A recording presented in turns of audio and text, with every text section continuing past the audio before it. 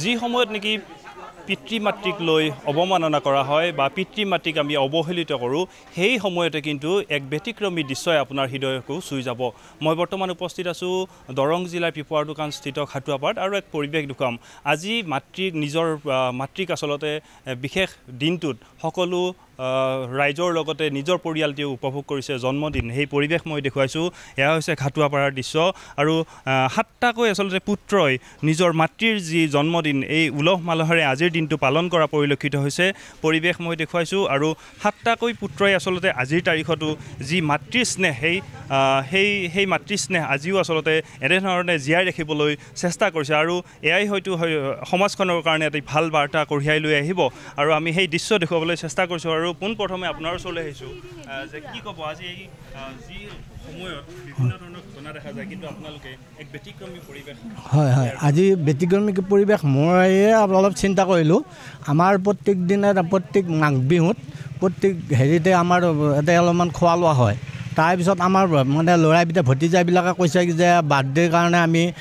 হেৰি খানা খাব লাগিব বোলে হাঁহ লাগিব মুৰ্গী লাগিব সিহঁতে আলোচনা কৰিছে তেতিয়া মই চিন্তা কৰিলোঁ এইটো পৰিৱেশত যায় বাৰ্থডেৰ নামত যদি হাঁহ পাউৰা মাৰি মাৰি খায় এইটো পৰিৱেশ বেয়া হ'ব সেইকাৰণে মই ভাবিলোঁ কি নহয় আমি এটা আধ্যাত্মিক পৰিৱেশ এটা হেৰি কৰোঁ মোৰ মনতে ভাবি পেলাই তেনেকৈ কৈছোঁ কৈ কিনি মই কৈছোঁ কি যে ভাইটিক ক'লোঁ মাজু ভাইটো আৰু সৰু ভাইটোক ক'লোঁ বোলে আমি এইবিলাক বাদ দি মোৰ মাৰ জন্মদিন পালোঁ আৰু আই হ'ল হেৰি কি বুলি কয়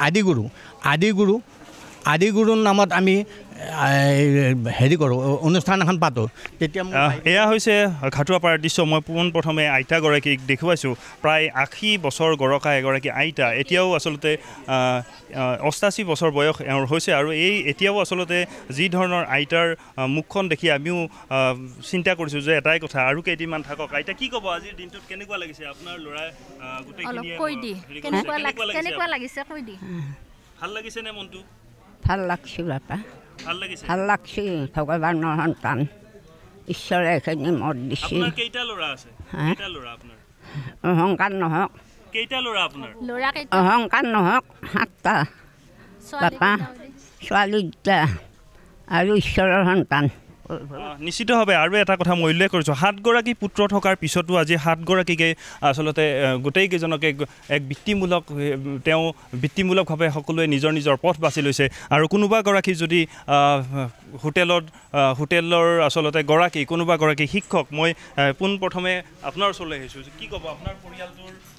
লগতে আজি ধৰক মাতৃৰ যি জন্মদিন এই জন্মদিনটোৰ বিষয়ে অকণমান জানিব নমস্কাৰ নমস্কাৰ আমাৰ আই আজি 88 বছৰ জন্ম দিৱস আমি আজি 3 বছৰ হ'ল জন্মদিনটো আমি পালন কৰি আহিছোঁ আৰু এই বছৰো আমি গুৰু ভকত আৰু ৰাইজ মাতি আনি জন্মদিনটো পালন কৰিব ওলাইছোঁ তাৰপিছত আমাৰ পৰিয়ালটো বৰ ডাঙৰ পৰিয়াল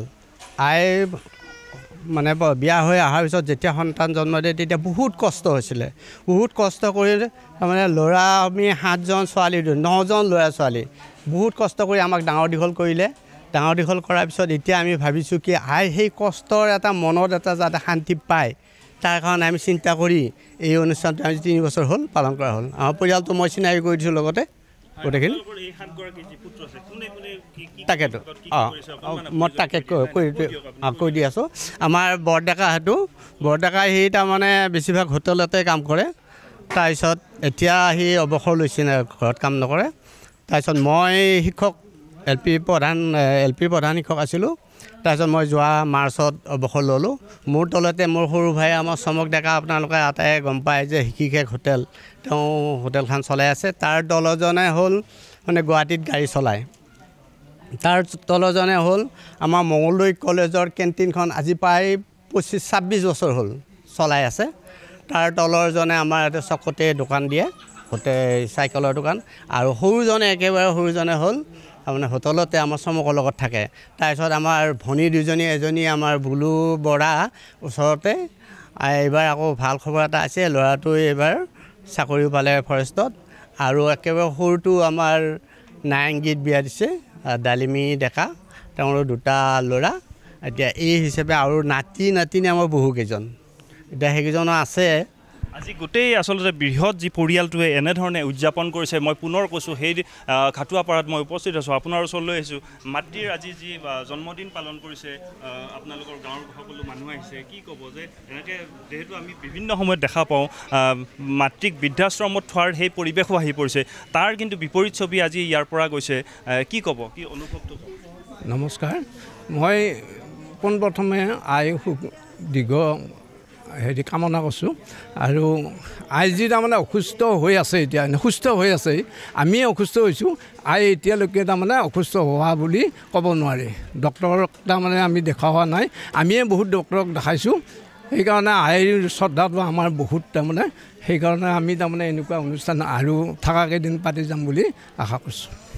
নিশ্চিতভাৱে ক'ব লাগিব চকুৰ আচলতে এয়া আনন্দৰ চকু পানী কোনো এয়া দুখৰ চকু পানী নহয় আৰু এটা কথা উল্লেখ কৰিছোঁ এনেধৰণে আচলতে সকলোৱে নিজৰ পিতৃ মাতৃৰ আচলতে জন্মদিনেই হওক বা তেওঁক যি শ্ৰদ্ধা সেই শ্ৰদ্ধা ৰখাটো আচলতে আমাৰ দায়িত্ব আৰু কৰ্তব্যৰ ভিতৰতে পৰে আৰু এই প্ৰতিবেদন সেইকাৰণেই যুগুত কৰিছোঁ যিহেতু আমি এক ইতিবাচক খবৰ লৈ আমি এই খবৰ আগবঢ়াইছোঁ